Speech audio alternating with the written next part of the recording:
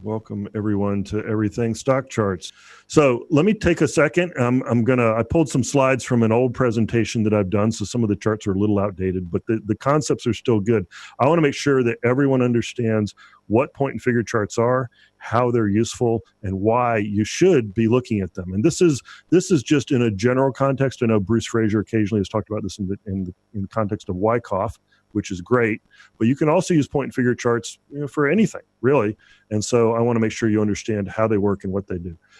First off, in case you're new, point and figure charts are these charts that have a rising column of X's and a falling column of O's. So as prices move up, basically you don't go to the side. Instead, you just go higher and add more X's to this column.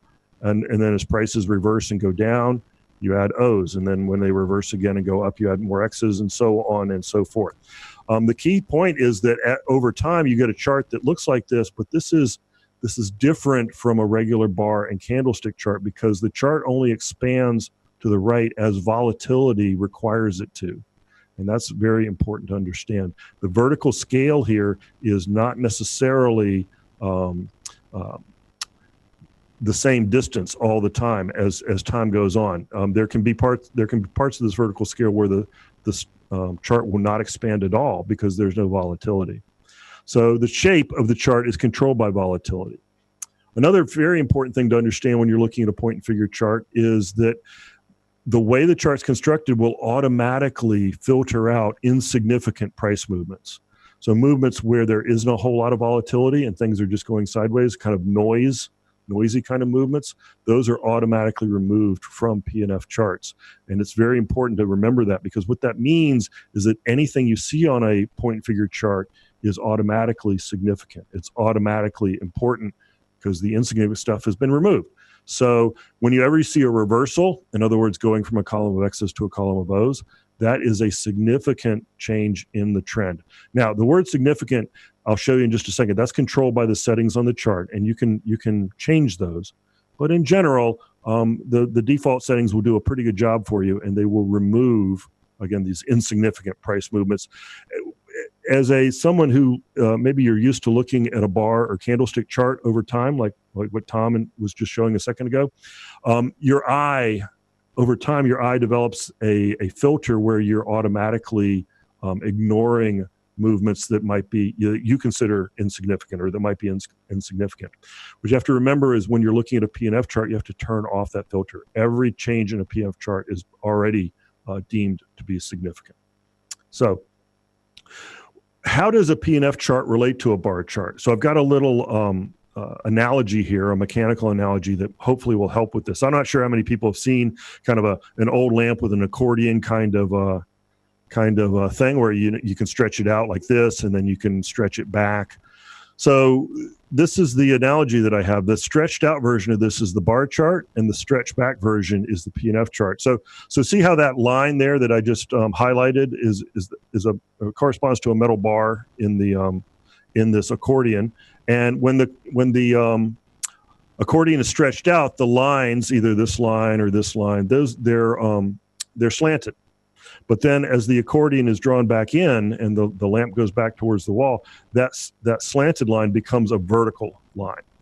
This is the effect that happens with P&F charts. So let me show you what I mean. Here's a regular line chart, a kind of a longer term chart, in this case of Dell. And I've added just automatically added some zigzags here to show you kind of where certain trends start and end. And think of the P&F chart as the collapsed version of that long chart. So there it is stretched out, and there it is collapsed. And let me show you, if we stretch this out one more time, and then we drop in a line just like we did before. So look at that trend line. That trend area right there, that downtrend, corresponds directly to this falling column of O's here on the P&F chart. So if you keep that kind of mental picture in mind, hopefully P&F charts will make a little more sense to you. The trends, any kind of trend that you see on a regular chart is represented by a vertical column on a P&F chart, right? So let me show you where you can get P&F charts on the Stock Chart site. I'm going to come here to the Stock Charts website, and if we go, to the members page, you can create regular bar and candlestick charts with our Sharp Charts tool. But if you drop this down and you click on P&F charts, and type in a ticker symbol and press enter. Now you're on the P&F workbench. And there are many other ways to get there, but this is one of the easier ways. And here's a P&F chart of IBM. We can see some trend lines on this chart. We can also see some letters and numbers. The letters and numbers represent the point in time where a new month of the year started. So the numbers go 1, 2, 3, 4, 5, 6, 7, 8, 9, and then A, B, C, which represents October, November, December, and then the 1 represents January, and then here's February, and here's March. And so you can get a sense, as the numbers are really close together, it means that the stock didn't have a lot of volatility and therefore didn't have a lot of changes in its point and figure chart. We can see here the distance between the start of 2017 and the start of 2018 is pretty small, whereas, for instance, the distance between 2016 and 2017 was larger, and so on and so forth. So that's what I mean by that the horizontal scale, the time scale on a P&F chart is not symmetrical. It's not equidistant. It can vary. And that's interesting. The other interesting thing, and I'll talk about this a little more, is these trend lines. Trend lines on a P&F chart can be drawn automatically by the computer, which is really nice. And they're always at a 45-degree angle. I'll also, just as a side note, state that P&F charts should always be drawn with blocks that are the same size, that are square. And if you ever see a P&F chart on some other site that has kind of rectangular or squished blocks, run screaming. Those charts are not going to be too helpful to you. P&F charts, by definition, have to be square. Anyway, so at this point, what can we say about IBM? Just really quickly, we see that IBM is in an uptrend. It's in a rising column of X's. This green X was added today. It's green because it was added today since the market opened. And that's nice. But we can also see that IBM has fallen down a little bit. It's now down at 159.66. That's very close to reversing. If it falls below, in this case, it's going to be 158. Then it will reverse into another column of O's. Those rules for when it reverses and when new columns are added are part of what's called the chart scaling. And at this point, in this particular chart, I've got a traditional 3-box reversal chart up. You can learn a lot more about all the different settings and all the different reversal methods by looking at the instructions or looking at the Chart School article on point and figure charts. Lots of other settings down here. You could take, if those month letters and numbers bother you, you can take them off, for instance. Other kinds of things you could do. So I just wanted to quickly show you the workbench, make sure you're aware of it, and I encourage you to spend a little more time with it when you get a chance. Just real quickly to finish up, I mentioned the trend lines. The trend lines are drawn at 45 degrees. And then keep in mind, these trend lines are trend lines on a chart where each vertical bar is itself a trend line on a bar chart. So that means that a P&F trend line is really a trend of trends. That's kind of different and I think pretty significant. So it'd be really nice to know if the trend of trends is increasing or decreasing. And the way you draw trend lines, again, the computer will do it for you automatically, but you just basically find a peak or a trough and you start drawing a 45-degree line from it until it runs into the chart again. So there's some more examples of that. One last thing I'll mention to you, chart patterns. P&F has many chart patterns, and the really nice thing about them is that they're objective, they're not subjective. Bar and candlestick chart patterns are a little bit in the eye of the beholder. One person's rising triangle is another person's head and shoulders, so on and so forth. P&F patterns, on the other hand, have very clear rules. There's no argument about whether they exist or not. And also, the computer can find them, which is really, really nice. We actually will show them on the chart themselves, and we also have them in our scan engine. And so our scan engine can find them for you. But the other thing to keep in mind, again, is that P&F patterns are patterns of trends because the underlying X's and O's represent trends on the bar chart. So that's really interesting as well. There's some examples of P&F patterns. And we can see, like, here's an example of a breakdown where the O's go below the previous column of O's. And at that point, that's a breakdown. There are many, many other kinds. And our chart school has all of these described very clearly for you. And then finally, you can go on the free charts page or on the members page as well, over to the predefined scanned area.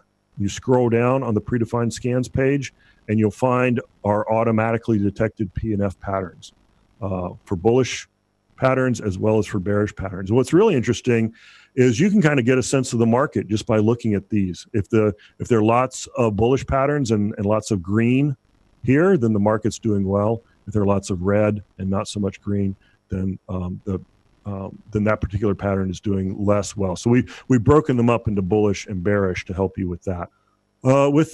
That's my introduction, my 15-minute introduction to P&F charts. It's a topic that really deserves probably 15 hours. Do we have any good questions that have come in through the chat so far? Somebody was asking about point and figure price objectives. Okay, so price objectives, you can read more about them in Chart School, is a older technique for determining a potential, and I got to underline the word potential, places that the prices might go based on the history of the P&F chart. So there's a specific calculation that can be done on P&F charts where you take basically how long it's been moving sideways on the P&F chart, and then you can use that to project. We see, for instance, on this one, a price objective of 63 going down. I would say those objectives are wishful thinking in many cases. I've never really seen I've never seen patterns or actual stocks meet their objectives that often. And many of the price objectives are wildly above or below the existing price. Other people swear by them. So I guess your mileage might vary. But before you use them at all, you really want to read the Chart School article explaining them. There are, by the way, several different kinds of price objectives. And you want to make sure you understand the calculation and decide for yourself if you're going to buy into the logic.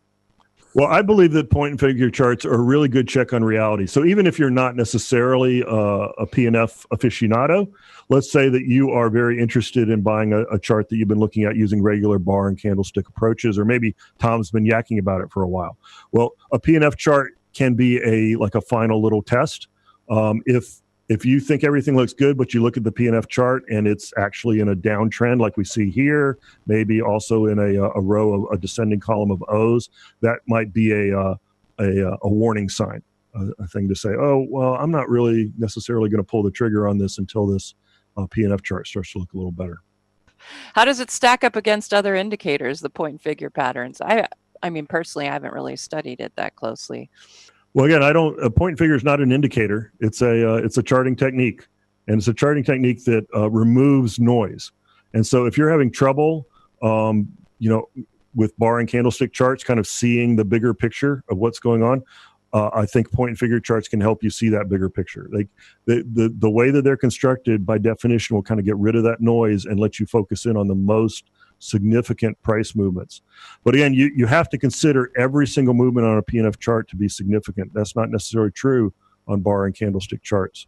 But the fact that, for instance, in this particular chart, which again is Boeing a long time ago, but the fact that this chart was in a downtrend is something that you can't ignore. That's a downtrend of the trends. So as each trend as each uptrend has tried and petered out, those uptrends have been the uptrends have been petering out at lower and lower levels. And so that's a fairly significant thing. And as I mentioned, point and figure charts are a big part of Wyckoff, and Bruce Frazier also does a really good job of explaining them and showing them off. But don't be fooled. Again, they can be used for more than just Wyckoff. There you go. I can definitely see the benefits, especially the objective approach. I mean, if it's, you hit a certain target, X goes in the column, you keep going up, you hit another target, and X goes in the column. It's not like, well, the volume was light, or it's strictly looking at the price action and, moving up. I see benefits, but for me and my trading style, because I am, I do look at the pennies as far as, where price support, where resistance is. For me, just using rounded numbers or percentages, it just doesn't work in my own trading style. And that's why I don't talk about it much. But I definitely can see, depending on your own trading strategy and style, how P&F could certainly be a great benefit to many. All right. Thanks, Chip. Appreciate you coming on. All right. Thanks, everybody.